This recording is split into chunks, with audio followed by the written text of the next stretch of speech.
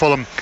Chelsea boss Maurizio Sarri, and he of course bounced back with a victory during the week against Tottenham Hotspur 2-0, and he's made a few changes, counting 5 changes in total to the team that beat Spurs. Of course, the big team news during the week was that Kepa Arrizabalaga was dropped after those carry-ons during the League Cup final last week, but he's back in the side replacing Willy Caballero. And the back four then, David Luiz and Marcos Alonso drop out. Christensen and Emerson come in for those two, and it's Ross Barkley then coming in for Kovacic in midfield, while up front Willian replaces Pedro. So it's Kepa in goal, Azpilicueta, Rudiger, Christensen and Emerson in the Chelsea back four, Kante, Jorginho and Barkley in the midfield, and Willian, Higuain and Hazard up front. Lovely stuff. Speaking of what Scott Parker is going to wear, someone's tweeted in to say, I presume lad Stephen Doyle has gone full sheepskin, nothing else would complement those sideburns. Of course, indeed. I always bring the sheepskin. It's a pretty chilly day here today, Joe. I left a cold and blustery Dublin, I should say, hoping for some nice weather over here, but it's pretty much the same. It's grey, it's miserable. There's a really strong wind blowing in off the banks of the Thames, just behind the Riverside stand here, and it's not great conditions, I have to say, for a game. So I'm not expecting a game of high quality. Just with the wind here, it could play a big part in what we see here unfold in front of our eyes. Still waiting for Kenny Cunningham as well, Joe. Feeling a little bit nervy. We're getting closer to kick-off time. I hope he hasn't stopped off for a cream cake on the way. No, he'll be there. He'll warm your heart. Stephen Doyle there. Kick-off 2:05. Fulham against Chelsea, our first game of the afternoon. In the meantime, we're going to review the Sunday papers. We're joined by Cliona Foley, journalist and broadcaster, including the Off the Bench podcast here in Off the Ball. And we have Cian Tracey of the Irish Independent making his debut. No pressure. Yeah, absolutely. I gave him some of my highlighters, Joe. You know, I didn't even come with a highlighter, so that's how I'm prepared. Oh dear. There are processes, Cian. I know you cover the rugby. There's a lot of processes to trust. I'm all about the process. Yeah. I just want you to get the simple things right today. Let the rest flow. No, you're very welcome. Thanks for joining us. Cheers. Thanks very much. There's lots of rugby to get through as well. I'll give you a look at the back pages first. We are streaming online as usual, as well as being on the radio this afternoon, so I'll hold them up. Veer up for a fight. This is Virgil van Dijk saying Liverpool very much up for a fight.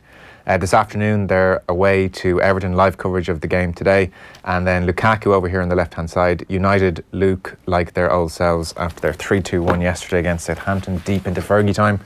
Sunday Mirror Sport, silver lining, Everton boss will be instant hero if he dents title cop bid. And then you'll see here beneath that, Brendan Rodgers really is upset at the way his move has gone down with Celtic fans. I'm not a quitter is the headline. Rodgers claims he could have left Paradise for 4 different jobs. So he's come out again, Rodgers, and said that he had numerous opportunities to leave Celtic in the past and didn't. It certainly seems he's trying to smooth things over at the moment. Sunday Independent then, picture of Manchester City celebrating the rhythm of the Premier League title race at the moment, encapsulated in the headline. Over to you, Liverpool. Mahrez breaks Cherry's resistance to take City 2 points clear ahead of Merseyside derby. And then down here beneath that, Galway weather Mayo storm to take points. Mayo beaten 2 weeks in a row. They're away to Kerry next time out. Sports Star Saturday then, Van Dijk and co ready for scrap. Fight Club is the headline, but Pep up for the battle as well. And then Lukaku, Super Roms, all smiles now after his 2 goals yesterday. Next we have the Sun. Win at Cherry's Pep's best. So Pep Guardiola, even though it was a 1-0 win, they completely dominated the game completely against Bournemouth. They had 82 or 3% possession. They had something like 27 shots to none. And Pep says it was an incredible performance, one of the best we have ever played. So he was very happy. And then a brilliant story here. The specs factor. So clubs spy on rivals with £150 glasses is the headline. They're being billed as James Bond style glasses by the Sun. I'm not sure why especially, but they're James Bond glasses. So apparently, if you turn inside to page 50 as well, what seems is going on is that in the Championship in particular, I mean, I don't know if spies is the word, but certainly scouts from clubs are turning up with the James Bond style glasses, and they have recording devices in them, so they're able to record segments of the matches. In particular, if they want to focus in on a certain part of the pitch that's not been caught by the cameras, these glasses record, so the scout can look at the back four, I presume, and then watch them and bring back the footage. Nothing against the rules, but it's emerged in the last few days, so that's on the back page of the Sun. And then Sunday Times, what are they going with? Man City again, top of the pile. Man City go 2 points clear Liverpool to turn up heat ahead of today's Merseyside derby. We'll touch on this story in a second. Sharon Davies' trans threat to women's sport is making their front page. And then finally, Mail on Sunday. Kane is Spurs' saviour. Spot-on striker rescues a point against Arsenal in London derby. That was yesterday, obviously. So there are your front pages. Just to jump off on the front page that we touched on, Sharon Davies here. So this is Nick Greenslade. She was speaking on BBC Sport. It's not a Sunday Times story as such. Davies, 56 years of age now. She won silver at the 1980 Olympics in Moscow. And she was speaking to BBC Sport, and she's talking about transgender athletes. She says they shouldn't compete in female competitions to protect women's sport. It's not a transphobic thing. She says, speaking to the BBC, we have no issue with people who are transgender. Every woman athlete I've spoken to, and I've spoken to many, all my friends in international sports, understand, feel the same way as me. Unfortunately, a lot of people who are in the races now are in a very difficult predicament when they can't speak out. It maybe falls to people who were competing in the past who would understand the predicament that has been faced to create a debate and try and explain that we feel there needs to be fair and a level playing field. We need to come up with a unified set of rules that's clear and concise. And she says, I believe there's a fundamental difference between the binary sex you are born with and the gender you may identify as. Those with a male sex advantage should not be able to compete in women's sport. This issue is not going away. We're seeing it more and more. It's been discussed more and more. No, and we've actually talked about it on Off the Bench as well. But I think that's very lazy, that article. Like, it's a lift off the BBC, and there's no follow-up on it whatsoever. There's no detail on it. There's nothing. I mean, that's just something you could have picked up off the BBC website yesterday. Do you know what I mean? They're claiming at the bottom, Martina Navratilova sparked the debate in the Sunday Times initially on February 17th. And there's a link back to that. Yeah. But the transgender thing is a separate issue from the Semenya case, and I think that a lot of people are confusing those two cases as well, and I think there needs to be some clarification on that, and it's really it's the Semenya case. It's the case of people who have a difference of sexual development competing in women's sport at the moment. That's where the big debate is about, and that's what's going on in the Court of Arbitration for Sport at the moment. And the case is obviously going to be, it's reportedly, I think, the 24th or 25th of March, they're expecting to have a result off that case. That's the one that's really interesting. And I think that one's especially complicated because Semenya is completely born the way she was from birth, and it's been overturned and then re-overturned and overturned again, and she's gone back and forth. She's had periods where she's dominated, and then periods where she has to take testosterone suppressants and hasn't dominated, and that is about somebody drawing an arbitrary line. And an Indian athlete won the case to say, no, I shouldn't have to take hormones to suppress my natural testosterone, and she's also arguing that case basically now. You know, if you want to read a good piece on it, and like I'm very divided on it because I can see both sides of the argument. So you have athletes saying, well, hold on, I'm competing against somebody who has really high levels of testosterone. It makes them really strong. They've got some male characteristics. How am I ever going to beat them? The other argument is, well, you know, how is anybody ever going to beat Usain Bolt? People are born with what they're born with, and you just have to put up with it. Cathal Denny had a really good piece in yesterday's Examiner, and I think if somebody wants to read on that, you'll get it online or you'll get it on his Twitter feed. Really good piece, looking to say, look, there's two sides to this, and actually probably most of us can't come down on either side. It depends where you're coming from. I think they're both compelling arguments. They're very compelling arguments, and I think it just shows how unblack and white this area is. But I do think that in years to come, with gender becoming more fluid now in the next generation, which it has, and people changing their gender, I think there is an interesting debate to happen further down the line. But I think it's a separate one from the one that's really of issue at the moment, I suppose, and the one that people are going to be watching. Yeah. There are trans athletes who've transitioned from male to female competing in women's competitions. I remember watching, there was a weightlifter who won something internationally. He is now a she, but he was also beaten, I remember noticing as well, because he's taking more female hormones. So again, there's a whole interesting debate on that whole area there. The interesting thing about the Semenya one as well, a lot of people think, oh, this is just about Semenya, and I think she's been really badly treated in some respects, but reportedly there are 10 to 12 elite athletes internationally at the moment who have the same condition that she does, and they haven't been named, which is interesting. People in athletics, you know, I would have heard who they are, and people in athletics would know who they are, but they haven't been pinpointed the way she has. So in some ways I feel very sorry for her. Why has she been pinpointed so much? Why is she very much the poster girl for this whole area? Well, because in 2009 the IAAF, in clarifying something, they actually named her. If I remember correctly, it was at World Championships, and that's what happened. So, and she was immediately identified. And say, I haven't. No, androgynism. Androgynism, yeah. But they identified that she was the case that was being queried. Thanks for that. I think that's what happened. I'm sure she appreciated that. So that's why. And I mean, in South Africa, you know, she's their Katie Taylor. She is their hero. I mean, they just adore her. She is, you know, such a role model in South African sport. And so they argue it's sexist, it's racist. They argue it on a whole load of grounds. I don't think it's a racist argument personally, but I do think that the way she's been treated has not been very fair, and I'm really interested to see what's going to happen with this case. And on the transgender side of this very broad debate, and I appreciate it, it is different to what we're talking about with Semenya. Yeah. Are you seeing both sides of the transgender debate, or is that less I think complicated that's for you? that's less, for me, I think it's less complicated. I think that if somebody, again, I have to go and I'd have to study the science of it, but I do think that if men have, and again, the Semenya case is only particular, they argue there's an advantage in certain events. But like if you are talking about strength events in sport, for example, you know, and somebody was male and they've transitioned to female, but they still have really, really high levels of testosterone, well, that's different than somebody who's naturally born with it. So I do have some queries and some quandaries about that.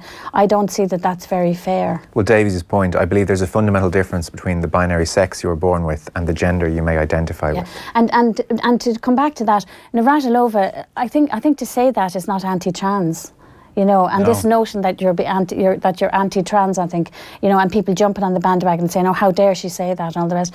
I think she's just looking at it from a sporting point of view. So do I. Nobody who'd be more supportive, I think. She apologised for using the word cheat or saying it's cheating, and maybe that was a clumsy word to use. Yeah, exactly. Her language might have been great, but I don't think she was accused of hate speech, and it seemed an over-the-top, an aggressive reaction actually to somebody who was trying to have this debate. And if you can't have the debate honestly, there's no point having it publicly. Navratilova for years has been the voice of diversity in her sport, and I just can't see why, you know, if people have an opinion, they have an opinion. This is such a sensitive and complicated area, but people should be allowed to say what they feel, unless they say something, you know, ridiculously homophobic or anti-trans, you know, but I didn't think that what she said was. No, if it's not deliberately offensive and it's an attempt at an intelligent, genuine point, then I don't think it should be shot down with just this cascade of viciousness on social media in particular, you know. But it is an interesting area, isn't it? Because I do think gender has become so fluid with this next generation, and you know, teenagers now. I think it's going to be a very interesting debate, and I think it needs to happen now. It is, it is going to be something that's going to crop up in sport. Cian, we felt for your first paper review we should start with a softball topic like that, so that's why we brought it up. Yeah. Are you somebody who's beginning to get your head around this whole area, or have you been reading about it, or where are you on it?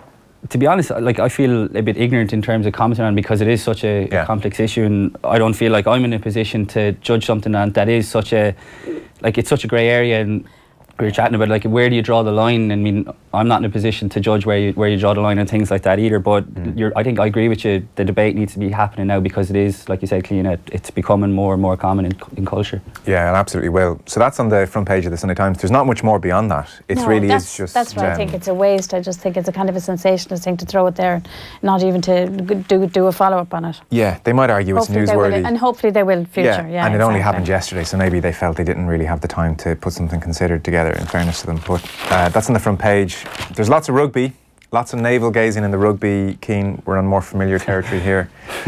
There's everything from the cold hard analysis of Bernard Jackman and Brendan Fanning and Peter Riley to, in the Mail on Sunday, Hugh Gallagher on Bernard Laporte. There's an interview with Bismarck du Plessis. There's Tommy Conlon on the issue of forced migration. There's Doug Howlett talking about his involvement with the Cork hurlers. So there's a whole array of rugby right across the pages. Yeah, there's a lot of good stuff there. I mean, it's an awkward week in terms of filling the column inches because you're kind of still half looking back on what's gone wrong in the Six Nations, but you're trying to bring it forward to the next 2 weeks as well. But it has been the longest autopsy. It really has. It really has. Since but, Rome. Yeah, at least we're having it now and not in the autumn, you know. But yeah, it's been a bit draining, all right, but I think even France, you know, winning last time, I think is going to focus the minds even more. If they got beaten again, you know, this week would be a bit slow as well, but then winning, I think, come Monday, Tuesday, the players are back in Carton House, it's just going to ramp up again, I think. Yeah. What grabs you today? I'd start with the analysis in Ireland first. Bernard Jackman puts an exclamation mark after the suggestion all the Irish team need to do is go for a few drinks. Yeah. As if to say, those days are gone. Yeah, I think people took that maybe a bit literally, like all week. I don't think anyone was suggesting that they should actually go on the batter. Were they not? I thought a lot of people were literally saying they need to go for a few pints. And that's just not going to happen, especially under Joe Schmidt's watch. But would they not have gone out, do we not think? I think, from what I hear, I think they went for a dinner, you know, and had a couple of drinks up in Belfast, and they did the black cab tour of the city. And while that might seem so banal and, you know, touristy stuff, it's not Carton House, and I think you can place a huge value on that because we hear so much Joe Schmidt talking about, you know, we're in the bubble. That bubble is as intense as it gets. So getting up to Belfast and having a dinner, change of scene, I think it could be a blessing in disguise. Yeah, Bernard Jackman makes the point that, yeah, he's been hearing about piss up, but I don't think he quite agrees with it. But I think he's probably fallen in the same opinion of me that people are a little bit getting carried away. You know, short-term memory. It was only a few months ago Ireland were beating the All Blacks. Johnny Sexton was Player of the Year. It's a good piece. It's calling for a bit of perspective. Perspective is important. There are reasons aplenty to be positive is the headline. I think that pretty much sums it up. I must say, I haven't seen anyone get carried away really. You know, I know. The general public, though, a lot of them are losing their minds. You think so? Oh, losing their minds. I think a lot of them actually are saying, well, Six Nations, there's been a huge turnover of players. Somebody at the stat, Peter O'Reilly at the stat, it was, I mean, it crystallises things very nicely when you see it written down, just the turnover in player this year. I'll dig it out later on. Yeah. I get the sense, anyone I talk to, there's a kind of, look, it's a bit of a wobble, it's understandable, it's hard to keep at your peak the whole time. I think there's still a sense out there that they'll come good for the World Cup. You're not seeing that? No, I think there is, but I've seen people on Twitter especially is a dangerous place for these sort of things, and you're seeing, you know, Schmidt needs to drop Sexton and Murray and these kind of things when the two best players are out of form. The last thing I think they need to do is be dropped. They need the game time to, you know, to get the form back. Yeah, I think in the immediate aftermath, I think it's slowed down a bit as the week went on, but I thought the first couple of days there was a bit of an overreaction, you know, comparing it to 2007 and things like that. I didn't quite agree with that. Can I jump in there in Shane Horgan's defence? Because if you watch back what he said, he wasn't saying that I think we're headed for the 2007 World Cup. Yeah. He was actually just talking about this tournament, and he was saying what this Six Nations is reminding me of is 07, in that I understand how difficult it is to wrestle back momentum. Yeah. I don't think he was saying, oh, we're headed for World Cup, because he actually made the point they had a really good championship in 07, Six Nations, and they went into the tournament feeling great. So I think the 07 thing's been a big headline, but if you look at what Horgan was actually saying, he was definitely just saying it's going to be hard for them to wrestle back some of the momentum when you're in the midst of a tournament. Yeah, it's very hard to get it back. That's a fair point. It certainly caught Joe Schmidt's attention because I saw he was asked about it up in Belfast, and I don't think he was too impressed. He wasn't too impressed with either. Double tap that one to the ground. What did he say? Well, that's irrelevant. That's irrelevant to us. It's an irrelevance. I think he said yes, which you can imagine. That, of course, it is. Spit in the ground afterwards, or is that unconfirmed? No, that wouldn't be Joe Schmidt's style now, would it? No, I wouldn't think so. The Peter O'Reilly stat, by the way, just before I forget to mention it.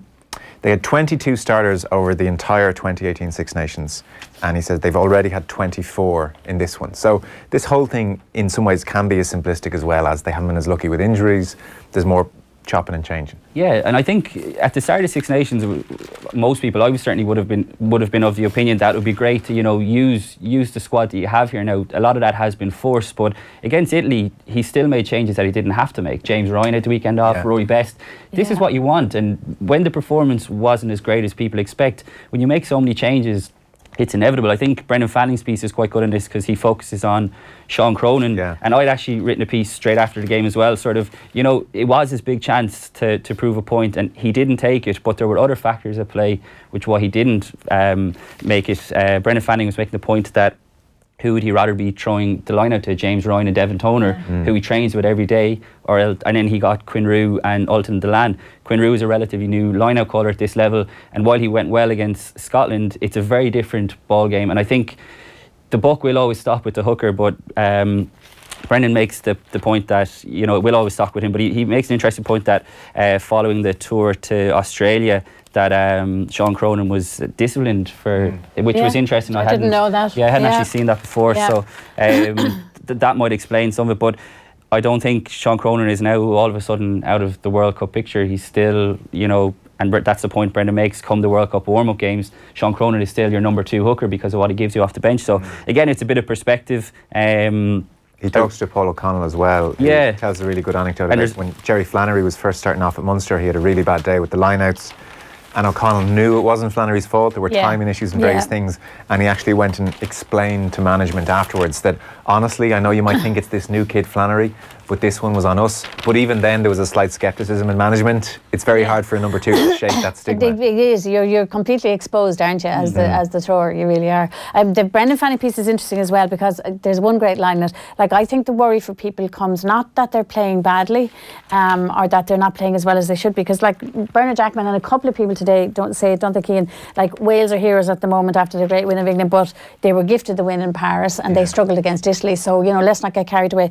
But he does say, Brendan Fanning has a great line. He says, the good news is that Sexton won't sleep until he fixes this. The bad news is that Sexton won't sleep until he fixes this. That's a great line. Yeah. And that's, you can just see that with them, their frustration. But I think I think this is a really good follow-up. He says the challenge for the Ireland management team is to help him into a happier place so he can do his job. That's what they get paid for. It was very notable after the England defeat that Schmidt made a point of saying that he had spoken to Sexton and Murray just to reassure them, we all have huge faith in you. Yeah. And Fanning Peter O'Reilly says, you know, people know that Schmidt is a control freak, his reputation is justified, but he says his soft skills are probably underestimated. Yeah. And that struck me as an example, that he went to Sexton and Murray, of all people, to reassure them from a confidence point and Peter of view. O'Reilly also puts to bed that notion that, because I remember having this argument with somebody earlier last week when we were all a bit upset about whether Schmidt saying he was leaving early would be a factor. Like, what I was thinking was, hold on, Farrell is staying on, he's still there, and he says exactly the same thing, and he says Gatland is also departing post World Cup, maybe Eddie Jones also. So that notion as well, he kind of puts that to bed. The one thing I thought was interesting here, Cian, was he does show this, he does a little statistical thing here, and he says Six Nations stats where Ireland are bottom, right? Most offloads, France, Ireland are bottom with 8. Now England only have 15, which I think is really interesting, but that's an area that people have questioned.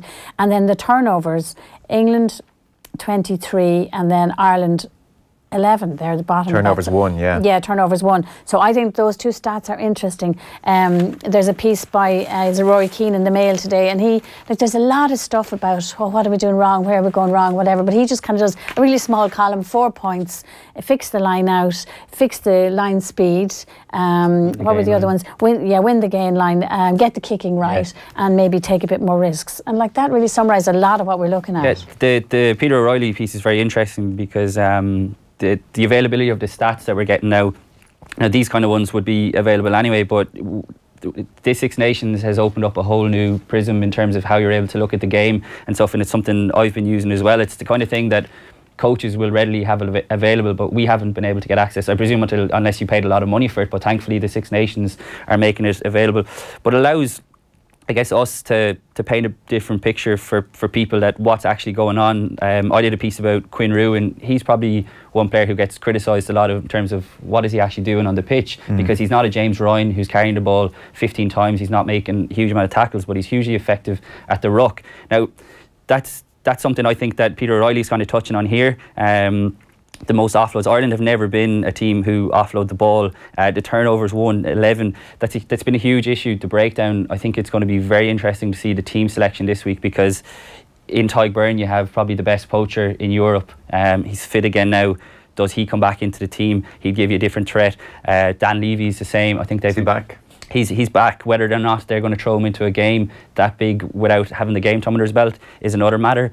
but I think they've badly missed him as well. But yeah, it's a really good piece, and he makes a point which I would agree with as well, that the Steve Hansen one, is it now? The one about Gary Ringrose, so it helps that he'll be able to call upon significant reinforcements this week in the form of Stander, Ryan, Healy, Best, and especially Gary Ringrose, one playmaker who can relieve some of the pressure on Sexton, and he'll need that against France. That's a great point. We know what France are going to do to Johnny Sexton. They do it every time, and every other team is starting to do it now.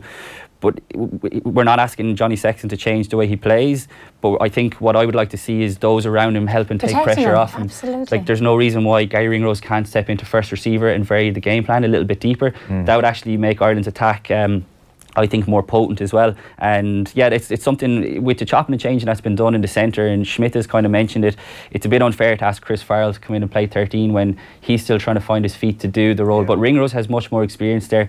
He started to do it for Leinster this season, and I think he can start doing it for Ireland as well. I think he was badly missed, I think, in the last game as well. Yeah, he's a phenomenal player, really.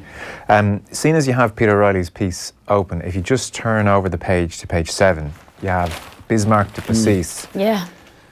With David Walsh, Cliona, and I mean, there's lovely family stuff, and Walsh has obviously got to spend time with the du Plessis down in Montpellier family, and yet, if you were to say to someone, why should you read this? It's the painkiller conversation, isn't it? Ultimately, that's I mean, there's a couple of things about it. One is about du Plessis' family's relationship with their black neighbours, with apartheid, and how they were anti-apartheid, and they were very strong in that way. And his children speak Sotho, which is an African language, which is really interesting as well. But so there's that element of it, and it's really interesting. And he's still running the farm from Montpellier, which I found fascinating as well, which is a massive farm back in South Africa. But the thing that will jump out, and I mean, I just thought Brian O'Driscoll the minute I read it, and it's really shocking. He talks about the injuries that he's had, and he talks at one stage he had a hernia removed eventually, but he talks at one stage, a neck injury is the genesis neck injury of is the genesis of it, and he couldn't sleep in the same bed as his wife because he needed painkillers every 3 or 4 hours. And he says the pins and needles went down to the last 2 fingers of my left hand, but I never stopped playing. I needed painkillers to play, to train and sleep. Driving to training, I had a pillow under my left arm because in its natural position it was too much, and he ate yogurt because when you take all those painkillers they affect your stomach. And I just thought, I mean, that's unnatural. The pins and needles went down your left hand, and he's playing top level rugby. Like any of us, I think, if your hand was that sore, you probably wouldn't go to the gym. I did think, as I was reading it, where he talked about the pins and needles going down to his last fingers, and I had the pillow in the car with him to put his hand in a certain position. I did think he was going to get to the point where he said that was my period out injured. You know, that was my recuperation. He played through that. But like, this is on the way to training, and he's playing, and he's popping painkillers every 3-4 hours. You do have to ask about, you know, professional sport and medics taking care of players, and like, how do they presume they're going to continue playing? First of all, play at a top level with that struggle, and secondly, what effect will it have on them long term? And it just did underline to me, if players need painkillers to be playing rugby, you know, and Brian O'Driscoll got in, you know, a lot of hot water for saying it, I think, didn't he? That's not healthy, and that's not a good sign for the sport. It's crazy. The game has a big problem in this respect. I'm not sure what the solution is. Like, we've had many a discussion here, and the general refrain has been, well, how can you take the physicality out of rugby? You know, that's something that he goes on to talk about. It's a really interesting piece, because when you open it, like you said, at the start of it is all about his family, and it's really nice. He's having lunch with them, but I think the picture in this is really powerful, with his twins and his wife, and then when you see what he's actually putting his body through and taking the painkillers, I think that's a pretty powerful picture to go with what he's actually saying. You know, the headline is, I played in terrible pain, would I do it again? Probably. And there he is smiling with his kids. It's a powerful image. He goes on to talk about the physicality in the game, and mentions Pat Lambie, who unfortunately recently had to retire from concussion, and du Plessis' brother Yanni also plays with him at Montpellier, and he's a qualified surgeon. So they're making a point that players are being asked to tackle lower, but then you're risking hitting hips, because he says here, my brother Yanni, a teammate at Montpellier and a surgeon, says when surgeons need bone, they graft it from the hip because hip bone is the hardest.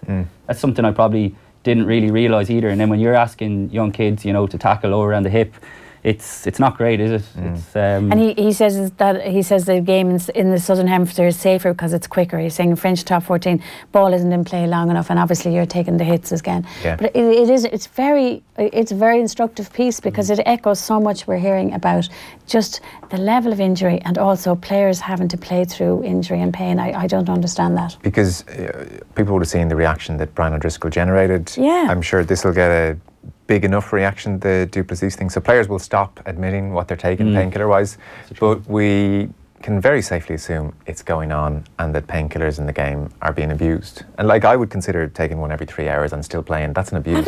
Having to take them during the night repeatedly, yeah. And still playing. Yeah, and still playing. If you did that in your daily life, if you weren't a professional, you'd be concerned. You wouldn't go if you had pins and needles coming down your fingers and your arm is that sore. You wouldn't go to the gym. Do you know what I mean? Because you'd be thinking, hold on, what kind of long-term damage am I doing? I'd wangle a few days off the ball. I get a few duvets out of it, duvet days out of it as well. But my point is, what always amazed me is, and I thought this had changed in rugby when it went professional, because I used to watch it in American football, and I think, why are they leaving that injured player on the pitch, right? Because he's worth so much money to them. Surely it's in their interest to take care of him and keep him as healthy and fit as possible. Or are they simply just disposable, pieces of meat that when the body runs out, we'll pass them on, it doesn't matter, we've so many more coming? It's frightening stuff. Different culture in France, not in terms of the painkillers, but Paul O'Connell did an interview recently and he was saying that in Stade Francais they don't have a full-time nutritionist. I know that's a little bit different, but that is, like, I couldn't believe that. Shocking. Like, when you consider schools teams up and down the countries have nutritionists who are working for him, and one of the top 14, a pretty wealthy Parisian club, don't have a full-time nutritionist. It's a different culture in France, and I do think they look at their players a bit differently than what they do over here. Yeah, in terms of disposability, yeah, but I would think players' attitudes to painkillers are the same the world over, unfortunately.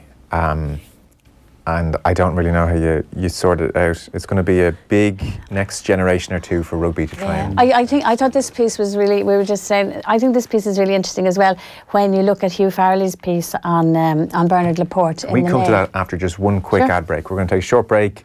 There's loads of other stuff we're going to get to as well beyond the rugby in just a few moments' time. By the way, Brendan Rodgers Leicester have equalised away to Watford, so it's 1-1 there after 82 minutes. Short break. The Sunday Papers on Off the Ball. All this week on News Talk, it's FYI. Find your iPhone. We've brand new iPhone XS's to give away every single day, right across the station. All you have to do is stay listening to News Talk to find your iPhone. And when you hear it, just text us to win. See newstalk.com/competitions for full details. FYI. Find your iPhone. Your chance to win a brand new iPhone XS. This week on News Talk. Your vehicle's tyres play a vital role in your safety on the road. Ensure your tyres are roadworthy, inflated to the correct pressure, and are of a minimum tread depth for use on public roads. Motor Tips, brought to you by Volkswagen Service. Book a service online at volkswagen.ie. Make the most of your day with Centra's Bakery range. Available morning, noon and night. All our dough is lovingly made with the finest quality natural ingredients. It's baked in-store daily, so it's always fresh. Centra. Live every day. The outcome of Brexit may not be certain, but one thing is clear. Your business could face serious challenges. Enterprise Ireland can help your business respond to the risks and opportunities which Brexit presents. Plan, innovate, compete and diversify with our wide range of supports. Start taking action now. Speak to your Enterprise Ireland Development Advisor or visit prepareforbrexit.ie, an initiative of the Government of Ireland. Epic entertainment awaits. Switch to Air today and get totally unlimited super-fast fibre broadband for just $39.99 a month. Plus the Air Sport Pack absolutely free. And all on a simple 12-month contract. For more on this epic offer, call 1-800-500-300, go in store or visit air.ie. Air. Let's make possible. New customers only. $59.99 a month thereafter. Subject to availability. User experience may vary. Bundle activation fee may apply. For full details and terms, see air.ie. Simple ways to surprise yourself. Sleeping through your morning alarm. Oh no! Leaving an upturned plug beside your bed. Ah! Ow! Not turning on the hot water. or winning up to €500,000 instantly on the new all-cash scratch cards. Introducing the new all-cash scratch cards from the National Lottery. Now with even more chances to win. Pick them up in store today and surprise yourself. Play responsibly, play for fun. With 0% finance on our Seed, Stonic and Sportage models, you know you'll get an unbeatable deal at your local Kia dealer. But as well as great finance deals, you'll get something else as well. The reassurance of knowing that wherever the next 7 years bring you, Kia has you covered. The Kia 7-year warranty, quality redefined. For more, visit kia.com. Lending criteria and terms and conditions apply. Looking for a relaxing retreat? Step into the award-winning Carnan House Hotel Killarney, a member of Ireland's Blue Book and part of Condé Nast's prestigious list of destinations to stay in Ireland. Discover the intriguing manor house steeped in history, relax in front of open fires and stunning views over the national park, and savour the dining experience at the 2AA Rosette Herbert restaurant. Prices from $94.50 per person sharing, to include an overnight stay with breakfast and dinner. Visit cahernan.com for further details. The Sunday Papers on Off the Ball. Welcome back. We're looking at the Sunday Papers. So we have Cliona Foley here, journalist, broadcaster, presenter off the bench, and Cian Tracey of the Irish Independent. Siobhan Doyle has been in touch. What is it with scuddery weather the first weekend in March? I'm parked up outside Wexford Park. I'm reluctant to get out of the car. Wexford versus Kilkenny is postponed. Back on the road with the Off the Ball paper review for company. Well, we're thrilled to be your plan B. We'll take it. Bad news on the hurling front. It's not the only game cancelled. So Wexford Kilkenny cancelled, Cork against Tipperary cancelled, and Waterford against Galway all cancelled. So that was in the last half hour or so. Great adjective from Siobhan. I think she should be doing the weather for Scuddery. Scuddery is a great word. I mean, yeah, that's all. It just describes it. Scuddery day. It's how you feel as well when the game gets called off at the last minute. Scuddery. So that's unfortunate. You wonder could they call them off earlier? We were just chatting during the ad break. You know they want to give the game every chance, but then if you've travelled all the way to Galway from Waterford, you'd probably prefer to have got the news last night. Anyway, they're off unfortunately. So Wexford, Kilkenny, Cork Tip and Galway, Waterford all off. We'll just finish up the rugby, which we were doing before the ad break. You were mentioning a piece that caught all our eyes, a little bit different I think. Good thing to do during the week. Bernard Laporte, very famous figure, like we've seen him for close to 2 decades now in our lives. Yeah. And yet you read Hugh Gallagher's piece and you learn lots about him. Yeah, Hugh Farrell's piece, and actually the interesting thing, the interesting thing is as well, as we were saying, there's so much back reflection instead of maybe looking forward to the matches next week, because the Sunday papers will be done by the time they come around. So I think he did the right thing, which was looking ahead to the next game. Crazy Bernie is the headline, and of course you're immediately in. And Hugh Farrell is a lovely writer. The first paragraph is fantastic. He's been likened to Mr. Slugworth character in Charlie and the Chocolate Factory. And also Mr. Slugworth. Mr. Slugworth. The great characters. And he says he's also figured prominently in Les Guignols, excuse my French pronunciation, The Puppets, which is France's answer to the spitting image, where he is depicted as a maniacal rugby dictator. And then Hugh proceeds to give us chapter and verse, all the history really of Laporte, where he started.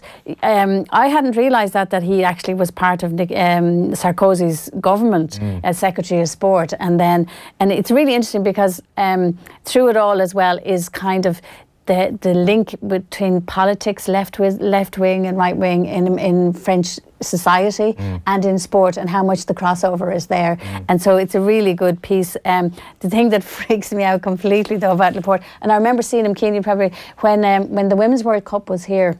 He was over here and everyone was noticing, even out in UCD, how well he was schmoozing people because they were bidding for the Men's World Cup at the time, and everyone was going, watch Laporte, look what he's doing. I remember watching him one day and he really could glad handle people. He was really good at it. So Hugh talks about that as well.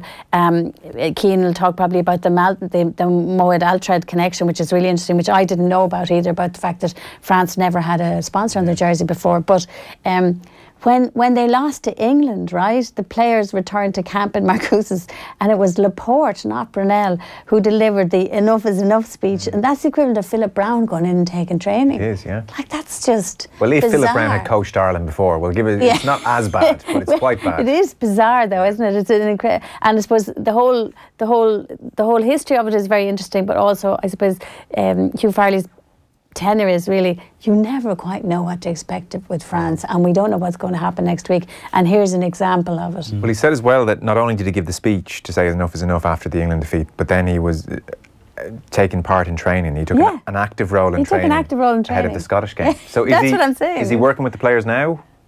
Who knows? We don't know. He may well be. The feeling is that he is the one calling the shots. He's the one calling the behind shots. the scenes, but that wouldn't really make too much sense with the bizarre French team selections either. Like, so it's very hard to know what's going on. But I think Hugh Farley's almost implying that it was Brunel up until the England defeat, and then Laporte almost stepped in and said, right, I'm now calling the shots. Yeah, because I think that their team selection for the Ireland game the weekend coming is going to be very interesting, because, you know, picking Dupont and Ntamack at half-back, that's what people would perceive as, you know, the future. But the future is now, because, like Cliona said, when they won the rights to host the World Cup, it seems like they have this glut of really exciting players coming through that they're building towards 2023. Yeah. But the reality is these players are coming through now, so why would you block them for, we'll say, Morgan Parra has looked so sluggish in the early weeks of the Six Nations, Camille Lopez, and you've got these guys knocking on the door. So if there's consistency in selection again this weekend, maybe they have turned a corner, and you wouldn't back against them by the time they arrive in Japan to, you know, have gotten their house in order.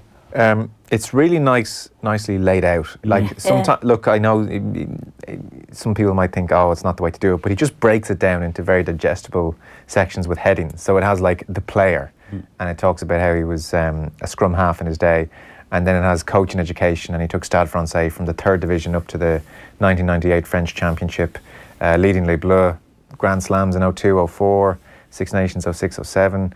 Then you mentioned he was part of Sarkozy's cabinet. And on he goes to the French Federation. The Mohed Altrad connection is a very contentious one over in France. They're not happy with this, because the piece starts off with the fact that they cut to his face in the ground after the Scotland match when France had won, and suddenly all the happiness and the flags, they started booing Laporte in the Stade de France. So they're not happy with him in many ways. The Altrad connection, like there are lots of allegations about what's going on here, you know. They sponsor the jersey for $7 million a year. His close association is often talked about in those terms, you know. They used his funding to fund the 2023 bid for the World Cup in France. Financial sweeteners being directed to all the right pockets, says Hugh. Altrad himself is an amazing fella, though. I didn't know anything about him, but his story is absolutely unbelievable. Remember, Jerry Thornley did a really good piece on him. I think it was last year or the year before that. I thought it was a really interesting piece. Yeah. He has the most amazing background. Yeah. So he was he's from Syria, and he was destined to be a shepherd. Yeah. And yet, the opposite to most worlds, he would sneak to school instead, as opposed to sneaking out of school. He would sneak to school, applied for a government scholarship in France in Montpellier, despite not having a word of French, went on to do degrees in maths and physics, did a PhD in computer science, worked for 4 years in Abu Dhabi in the oil industry, returned to France, established a scaffolding company, and now the turnover of that company is 3.9 billion. He has 40,000 employees worldwide. Okay, there are some questions around the fringes of how he does his business, I'm sure, but that is an impressive bloody story all the same. Yeah, now you could probably also reflect the fine line in that piece. He has just a little bio of him. Altrad has written 4 books chronicling his life experiences and business philosophies. Got an ego. No ego.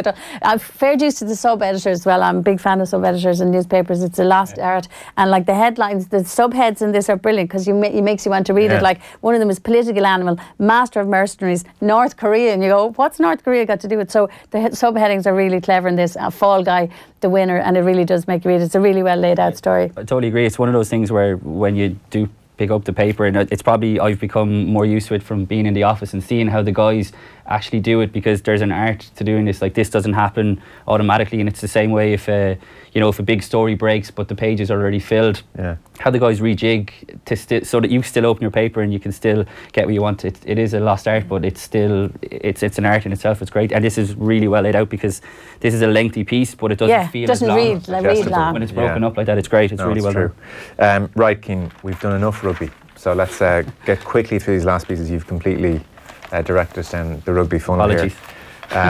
Doug Howlett, people, I think there was probably a race to speak to Doug Howlett. No, more rugby. Well, it's not really rugby, is it? It's hurling. Let's turn to GAA. GAA. There was probably a race to speak to Doug Howlett, and Dennis Walsh won the race. He did. He did. So we've seen Doug Howlett on the sideline for Cork over the last couple of weeks. What's going on? Yeah, so he's taken on a role as a performance coach with Cork, and yeah, it's a great one to get. He's not always in the media, despite the fact that he's been in Ireland since he retired. I guess it said a lot about how much he bought into the culture, that he didn't go back home. I think Dennis Walsh makes the points here that on his Doug Howlett's Twitter, the background photo, his kids are in an Irish jersey and a Cork jersey, or have a Hurley at least. So that's very interesting. This is big news by all accounts back in New Zealand. I think I saw Isan Asewa yesterday in the Irish Times was making a point that if this guy was available to coach one of the Super Rugby teams, they would snap their hand off to have him. So it's a massive coup for Cork. I know maybe some GA people are kind of wondering what this guy is coming in, but he's a superstar. He's still the All Blacks top try scorer, and he's not going to be caught anytime soon. It's huge to have. It's the one thing I'd wonder is it's amazing how Munster haven't looked to do something similar to get him in. He's working, I think, on the commercial side of things. He's already working for Munster, which is the head of commercial and marketing. Yeah, and the piece is really interesting. He talks about, we probably don't learn a huge amount about what he's actually doing, because I think, Cliona, you were making the point that these guys don't like to say what their role is, but he talks a lot about coming over from New Zealand in the first place and probably being a bit naive, which I thought was interesting. He said maybe I was a little big-headed, and at whatever team I could sign for, I could come in and prove myself and add value. That was really interesting. This is a ready-made superstar by the time it came in. I think he was only 29 or 30, so it wasn't like he was... a good age. Yeah, it was a good age to come over. But yeah, it's a really good piece.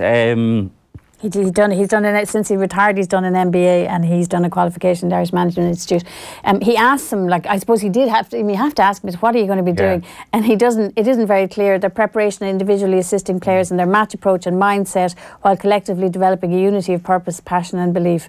I'd be looking for any opportunity where we can make slight gains, marginal gains. Joe, we're into marginal gains here. I mean, it's very buzzwordy, isn't it? Yeah. Like, in fairness, it's like asking Bernard Dunn, what do you do with Dublin team? Never tell you. They won't tell you what they do. This guy is a professional, though, Doug Howlett, in terms of he's been around the block. He knows how to. Oh, I've no doubt he's doing interesting things. Yeah, he's just sure as hell not telling us what he's doing. Yeah, and on the point, I do think everybody was laughing last week when the photograph emerged of him with the binoculars looking at the hurling match, and of course in GA circles everyone was going like, does he know what hurling? Look, his kids play with Blackrock, and he clarifies in this, he wasn't looking at the ball, he was looking at the ball when the player has gone. That was body language, how he reacted, how did he reset for the next ball. Sure. So that's the sort of stuff he'll be doing. Look, if the leading all-time try scorer in New Zealand says, I was watching you with binoculars when the ball went, and your body language is terrible when the ball's not there, you'll listen. That might be enough of an improvement. Okay, that's the rugby then, and there'll be loads of rugby next Sunday as well, because actually France-Ireland is next Sunday, so the Sunday papers are going to have another go at all this. Well, I don't know how they can really, because they just have live coverage of it next Sunday, I suppose, or whatever. There isn't a whole lot GA-wise, which is interesting, because there's so much going on. If you like, we're in the middle of the National League, obviously we've got a load of games off today, so it's surprising that's the main one we've picked up on, is we're talking about Doug Howlett going into Cork GAA, Cork hurling. Sean McGoldrick has a piece on Leitrim, because obviously they're doing well. Roy Curtis has a good piece in the Sunday World, both those in the Sunday World, on the new Kerry. Roy Curtis says this new Kerry team, he says they're touching on the Old Trafford class of '92, which I think might be a little bit premature, but there you go. But if you're interested in Kerry, that's one worth reading. There's a couple of good opinion pieces, and Mick Clifford in the Mail, I think, is very good. He has a column in the Mail, but he comes to this argument about Cork getting upset about the reputational damage to them over the overrun in Croke Park. So they had a go, and he has a very good one, a good line in this. Like, first of all, the overrun was estimated, or Croke Park said it was 110. Now we discover it's 94.5. So, still 25 million, right? But he says this reputational damage that Cork are giving out about now, Cork chairman Bob Ryan, was not sourced in the decision to redevelop a fourth 40,000 plus capacity in Munster, which most likely will not sell out again until they host another soccer testimonial, or the misapplication of resources, given that Cork have not even a centre of excellence to nurse the dignity of the footballers, or more than likely will be operating out of Division 3 next year, or that after breaking the bank to develop a state-of-the-art stadium, they forgot to actually put in place a pitch.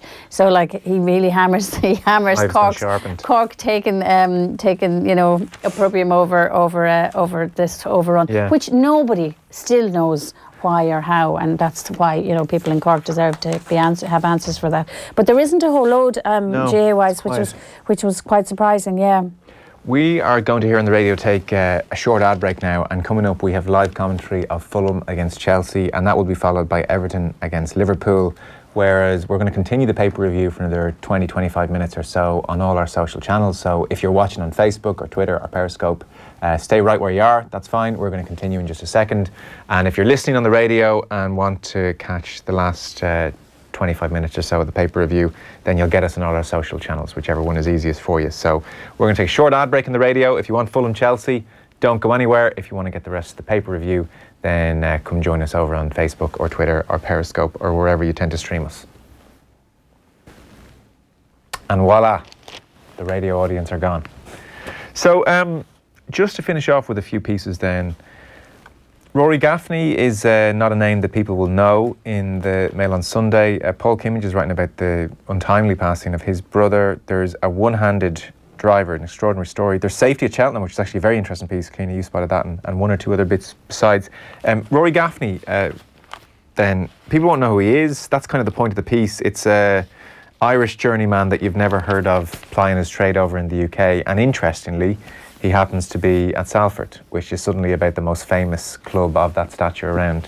David Beckham, the latest to take on ownership, 10% stake alongside Giggs and Scholes and Butt and the Nevilles. The class of 92. Yeah, exactly. Yeah, nice segue. So, yeah, Gaffney, he's from Tuam. He is, and it just shows, we blow up the GAA in particular, and we blow up rugby, and yet there is no pool as big as the football pool. He is the first footballer from Tuam to make it as a professional in England. In the history of Tuam, all the football that's been played there, this is the only player who's ever made it as a professional, and we've still never heard of him.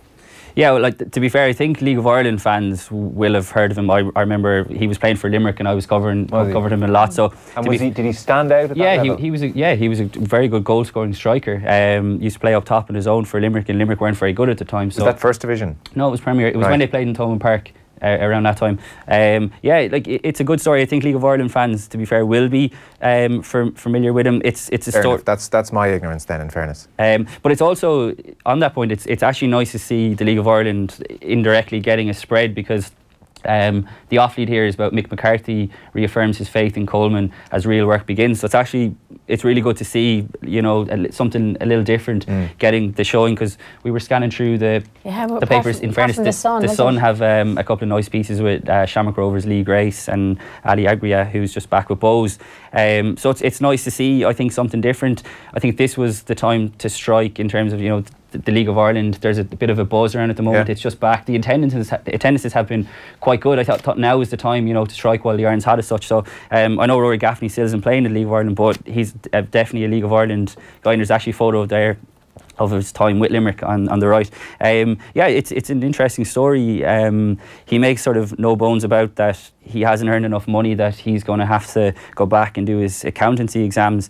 He says, what will I be doing in 5 years' time? I'll definitely be working. There's no way I'll be retiring off the back of football, but will I be in 9 to 5 job in the office? I have to take my accountancy exams to qualify, but I don't honestly know how do you adapt. I won't be going about killing the day drinking coffee, that's for sure.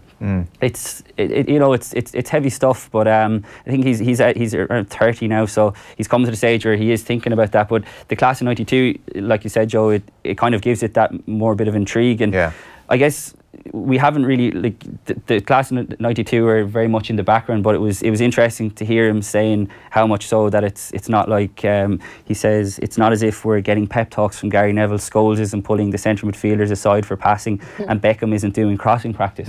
So they come in seemingly just before kick-off, as close to kick-off as possible, and then they're out straight away. So yeah, it's interesting. He's probably a story worth following, because there are so many of these guys, and in fairness to Dave Sneyd, he's done a really good job. Some really good ones, He's on a great run. And we were just saying, I'm amazed. about so much rugby in the papers today, and so little of other sports that other people might be interested in. And I think League of Ireland is a classic example of it. Do you know, they're only just back. There has to be great stories in League of Ireland, and yet they hardly get a mention. And this is true. Apart from the Sun today, this is one of the only links to League of Ireland. And yet there's tons of stuff, the usual loads of Premiership stuff and all the rest. And I always think of League of Ireland a bit like women's sport. They're a minority. They're stuck in that difficulty of they need to build numbers to get more attention, to attract coverage, and it's that chicken and egg thing, and I just think this is the type of year you would expect to see more about it. It does seem to be a bit of a buzz, though. There is, Anecdotally, a few of my friends are going to games and they never would have gone before. Are you going yet? Have you been? Friday night's my only night off. Oh, come on, Joe. Literally, that's it's one of the issues. I would like to go more. I have a brother-in-law who followed Waterford for years and years and years, and then stopped, and now he's back and loves it, and his kids bought him a season ticket, and they've been really interesting story over the last few years, and he's really enjoying it. I would say any time I've gone, genuinely, I've really enjoyed it. I'd love to do it more. Like I went to Richmond a few times, and I went to Tala a few times. It's just a weird lovely one. Venues. No, they're really good. Venues. Literally working Sunday to Thursday. Friday night is the only night that me and my other half are not in work the next morning. Like, because Saturday nights, I ruin her life on Saturday night. I'm watching Match of the Day. I'm doing work for the next day. So it's kind of a hard sell in my life to be like, do you know what? I don't have enough of my life sport. I think Friday night sport, but it's definitely something I want to try and do more. And I have noticed just in my whatever little circle, there's people going who wouldn't usually gone. There's a certain cool factor. About the league again, there's a bit of hipster's the wrong word, but there is almost a sense that live sport is a really good thing to go and do. I saw Shane Keegan wrote a piece yesterday, about bringing his friend along, and like I said, when the attendances are up, and Tala have just put in a new stand, and it looks incredible actually on TV in the photos. Now is the time to really get these sort of League of Ireland stories out there, because like you said, Cliona, there are plenty. There has to be tons of great stories there. There has to be, And are you going? Well, if I'm not covering rugby, which I am mostly, I would try to get to games. But it's obviously tough with the job as well, because rugby is primarily what I cover. Friday's a big night as well. It's hard to do. But it is kind of telling. I was saying, even today in the papers like this, so much concentration on the Premiership, and there's some there's nothing outstanding really on the Premiership, because a lot of coverage of live games yesterday. But for Sunday papers, sometimes I always say that you just like to see a bit of variety, and there isn't a whole load of it. Well, I'm going to put, just in case it seems like off the ball's on its high horse. I mean, we cover all the main stuff more than we're guilty of it as well. So I mean. No, certainly absolutely. not going to distance ourselves from that. We're as guilty as anyone. Like the World Indoor Athletics is on. Obviously, we have Irish interest in it, but like there are some really interesting stories there. International stories there, and we don't even see them in Sunday Times. So obviously, there's a different edition here. But you would have thought that there would be some of the Ingebrigtsens alone. I'll read about them all day long. The Norwegians and the rise of Norwegian athletics at the moment. I haven't seen that in any. Sunday papers is where you expect to see a little bit of analysis, a little bit more depth, like that Laporte article, whatever, and there just isn't any of it. I know people don't regard indoor athletics as competitive as outdoor, but at the same time, it's a big live event on. It's on in Glasgow. I would have thought you would have seen something, more than just the facts and figures about how the Irish are doing on it, and I think that's generally reflected today a bit. Tommy Conlon has a great piece, by the way, which is taking us back to rugby, but it's only a little one, but about the rugby migrants, and it's just, if you want to laugh today, go and read it. It's really clever, really funny. Forced migration was the forced migration. Nick Dawson line. Okay, so where were we? Oh yeah, so I mean that's Rory Gaffney's story. It is interesting though, like, I mean, the life of a footballer sometimes, when he talks about killing the day, like even on his day off, he says he'll just go and have breakfast with, I think it's Adam Rooney, isn't it? I can't see the line now, but he'll go on a breakfast with Adam Rooney, then they might go in a jacuzzi just to kill the day. Just have a lot of spare time. Yeah, it's nice to see just how ordinary it is. It's not the most glamorous thing when you're off the pitch, but it's a good insight into a young, well, he was young when he went over, Irish footballer trying to make it in what is a tough league with a club that's on the rise. It struck me as a bit almost grim, boring. Well, the brutal truth, the headline is the brutal truth of a football journeyman, and that is the fairly harsh reality. Nothing to do was almost what I took from it in a way. Let's go and sit in a jacuzzi just to kill an hour. Well, better that than you know, as has happened in the past for players, you know, developing gambling addictions or whatever it was, down the bookies, the pool hall, whatever. He mentions that actually he doesn't have really any interest in drinking, because why would he drink when, you know, the obvious thing is going to affect his performance? But yeah, he just says, and he doesn't go to the branded coffee shops. He likes to go to the smaller independent ones. So you talk about the hipsters in the League of Ireland, maybe that's a bit of it there. There's a very interesting piece by Laura Lambert on page 68 of the Mail on Sunday. Cliona, you picked this one out. Yeah. Is festival's future on the line? It's probably a bit too dramatic a headline, but... Yeah, it is. The headline doesn't actually suit the story, because the story is quite reasoned and, you know, factual, very factual. In fact, it's not. There's no strong opinion in it at all. But you know, there were 6 horses died at Cheltenham last year, so there is an issue, and there has been a debate going on in horse racing circles, particularly I suppose in animal welfare circles as well, but on why that happened, why there was such a high rate last year. And Cheltenham is coming around the corner, and again I'm surprised today not to see more in the papers. There's a couple of pieces on Cheltenham. Don McLean has a piece on Cromwell, the guy who was the farrier who turned trainer, so he's a piece on that. And Marcus Armitage, there's a good piece in the Sunday Indo on a guy who owns a horse, and he's blind. Right. And he follows sport vividly. He's a ticket holder in one of the Premiership clubs, but he's blind. It's really interesting about the sound of horse racing and why he loves it. Right. And his horse is running a big race. But this one, so I'm surprised there's not more about racing with Cheltenham so close to us, if you like.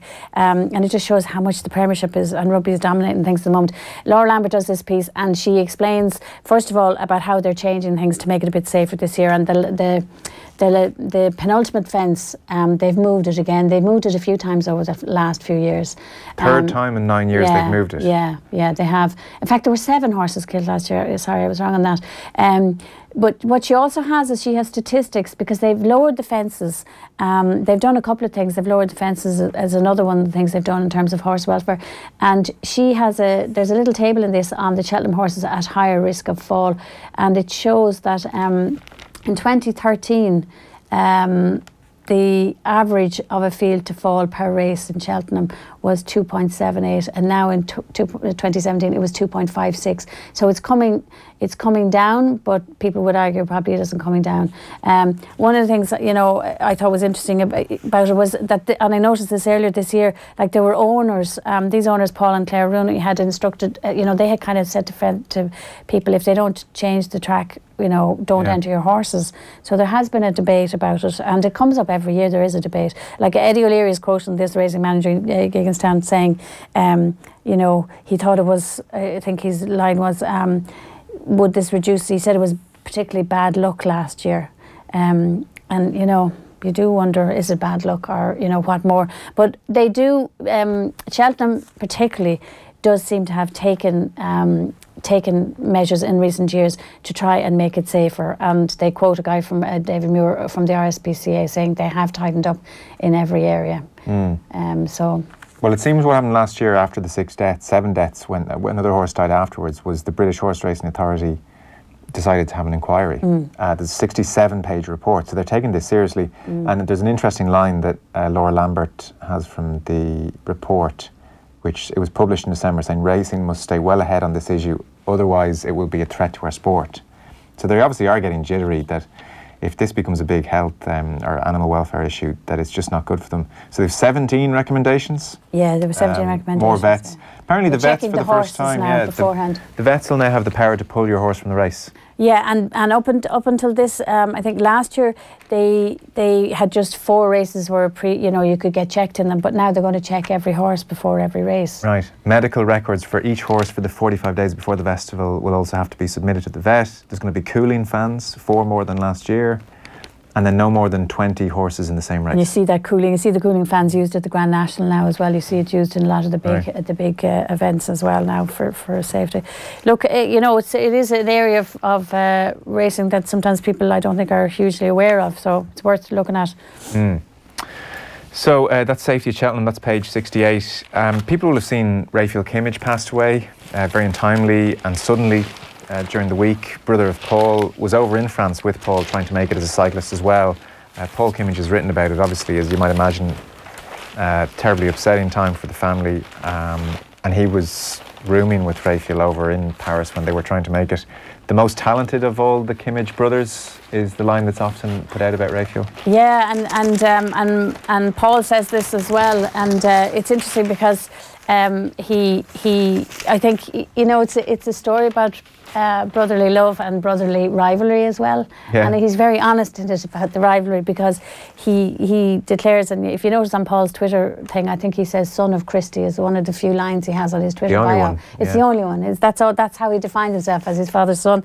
And in this, he said the only reason he loved cycling, he liked cycling, his obsession, I like cycling and I loved winning, but my obsession with the sport was driven by affection, my father's affection. I craved my father's affection. Mm-hmm. And he's very honest in this about the fact that he would be jealous when he would hear his father, you know, hear them say how good Raphael was, and yet obviously he adored him. And it's a very typical Paul Kimmage piece in that you're reading it, and obviously it's full of sadness and pathos, but the end of it always, as always with a lot of his really nice pieces, really hits you in the gut, because there's a beautiful finish to it. Yeah, I'll let you handle that. I don't want to. Well, do you want to spoil it, people? I don't know. Oh, maybe. I wonder. Yeah, would I think maybe. Spoiler alert. Spoiler alert. I think if people would like to read it, I think it's it is so though. It's worth reading to get through to the end, because it's really powerful. I guess the point is, we value people and don't always tell them, or sometimes we do, and it's at times like this where you always assess. Have I told people what they mean? There is this great story in it, and he comes at it from two different pieces. Reporters, Carl McGinty in the Herald at the time, and in 1983. But they were racing on different teams in the Ross, and Raphael had a problem, and he abandoned his team to go back and help Raphael. And in the piece, so that's part of the story and why he did that, and that's really interesting, I think. And it's telling about his personality as a person, I suppose. And there's a great line. Raphael was mistaken by somebody for Paul last year in Portugal when he was on holidays, and Paul says it wasn't his first time to be mistaken for me, and it always made us laugh, because we both knew deep down that he was a better bike rider, and I've never heard anyone say a bad word about him. Yeah, a little self-deprecating line. And they touched on their time in France together in '84, where it seemed Raphael started off incredibly well, finished high enough up in an initial 2 races, and Paul says it was a performance that should have set him up for the season, but we were racing for a team of assholes and managed by this absolute pig. He's a character, if you've read Rough Ride, you'll remember. Instead of praising the kid and nurturing his confidence, he made him the scapegoat for the defeat and injustice that was grist to the mill for a belligerent effer like me, but my good-natured brother never really recovered, which is a sad thought. It is well worth a read. That last column of the 1, 2, 3, 4, 5, 6 columns is make you stop and think, I think, of Sunday. It's nice that you don't, there's no regrets, you know. That's what the biggest thing I took away. If like you said, if you wanted to say something, say it, and don't regret not saying it. And I think that's probably the most powerful aspect of it. And I often wondered, it was such an unusual name, I often wondered about Raphael, because all the other brothers had fairly regular names, and he explains why he was called after a French cyclist called Raphael Geminani, which might have been fine if we'd grown up in Paris or Marseille, but wasn't a great fit in Kubica. Yeah. So it's a lovely ode to his brother. Your kid's going to sink or swim being called Raphael in the 70s in Kubica. Any last story or two anyone wants to mention? We have Kubica, our one-handed driver. One to look out for. Yeah, but Joe Brawley in The Independent is talking about left footers and people who are left-handed and the advantage that has, and it's actually quite a nice piece, and it links with this piece for me anyway. This I don't know anything about Formula 1 whatsoever, but there's a piece in the Mail about this guy called Robert Kubica, who was a Formula 1 driver, rising, very talented, and then in February 2017 he was actually rallying and he had a horrific accident. But if you see the photo in this, you will understand the significance of this. He's going back driving in Formula 1 now. He's going to be driving in the Australian Grand Prix in Melbourne in 2 weeks' time. And if you look at the photo, his right hand is completely and utterly mangled. Yeah. He is now solely left-handed, and he's going driving a Formula 1 with basically with one hand. Yeah. And they've changed the whole setup of the car so he can drive it left-handed. All the buttons he has to press are all on the left-hand side. Yeah, he was it's sort of extraordinary. saying any pressure that's coming from his right hand is just from the shoulder, but he has no grip really in his right hand. He's driving at 200 kilometres an hour. It's insane, isn't around it? hairpin bends. Yeah, we were speaking earlier about the Duplessis and how powerful the picture was. Cliona, you're right, but I think it's the two little pictures next as well, because it shows the aftermath of the accident that he had, and it's just carnage. And then there's one of him in a stretcher, and then you have him there with his hand, which doesn't look too great, but it's a really interesting story. It's probably what you want to see, something a bit different, isn't it, from when you pick up your Sunday paper, because this certainly isn't going to be anywhere else. No. 8 years and 20 operations, Kubica is back. Just got to admire a guy like that, don't you? Don't do it. Don't do it. Go for a Sunday afternoon drive. Got a second chance. Yeah, extraordinary stuff. Right, I think we're pretty much done. So that's the Sunday papers for this afternoon. My thanks to our guests, Cliona Foley and Cian Tracey from the Irish Independent. Busy week for you coming up. Lots of analysis of France. How are Ireland going to do in the last two games, Cian? I'm 6-day turnaround. I'm pretty. My glass is definitely half full. I just don't see Ireland going through a whole Six Nations campaign without putting a performance together. I think it's coming this week. I think they'll have been glad to have the 2 weeks leading into France. The 6-day turnaround is going to be tough. I was writing a piece for tomorrow's paper actually just on the importance of Dupont and Entapak, like I mentioned earlier. But when you look at the guys that Schmidt can call back, we mentioned Tygber and Keane Healy are best, they're going to make a big difference. And I think I'd be surprised if Murray and Sexton don't find their form. And I know people could say, well, where's the evidence? But these guys haven't turned into bad players overnight. So yeah, it's going to be a big week. Looking forward to it. It's been interesting. What's your interpretation of Sean O'Brien and Sean Cronin? I don't want to use the word banished, but being omitted from that training squad in Belfast. Yeah, it was interesting. I think, I mentioned Dan Levy there earlier. It would be a big ask to throw him in, but if he's fit and Schmidt reckons he can do it, then I think he's worth a look. I think Sean O'Brien would be the first to say that he hasn't hit the heights since his own injury. It was interesting that they didn't play for Leinster, because when players get released, the assumption is that they're going to play. So that's Leinster back in their own, and okay, they didn't get the bonus point on Friday night against the Cheetahs, but they have their own thing going on, and it's one worth following, because normally the provinces play ball, and it was very interesting that Leo Cullen and Stuart Lancaster obviously had their team picked already, and they weren't going to drop the young guys for them, so it's one to keep an eye on, I think. Okay, so you think they may have been sent back and the hope was that they would play O'Brien? I think so, yeah, because it doesn't really make much sense otherwise, because it was only a training camp. You'd keep them in there to have them in the setup. There are going to be fall guys after the Italian performance. Number one, because the performance was so poor, but also because the other guys who were coming back, there's no way Rory Best isn't going to start. Yeah. I would have thought Sean O'Brien might have started, but again, if Dan Levy comes into the equation, then you got to get him some minutes as well. So yeah, it's going to be a big week. It's always good. I like the French weeks actually, because you're kind of you get a chance to look at them as well. So yeah, because I was wondering if O'Brien and Cronin are fall guys or if they were sent back. I mean, it would be very unusual for Lancaster and Leo Cullen not to play them. Exactly. If they were sent back to play. Yeah. So then I'm thinking, is it not a bit harsh on Cronin and O'Brien to almost be told, right, you're out for the next 2 weeks? It is harsh, but is that where they are? Is Joe Schmidt trying to make a statement, trying to prove a point to these guys that no one is droppable? And Sean O'Brien would be the bigger of the two, because most people wouldn't expect Sean Cronin to start anyway this weekend. But maybe it's the kick up the ass that people need, Yeah.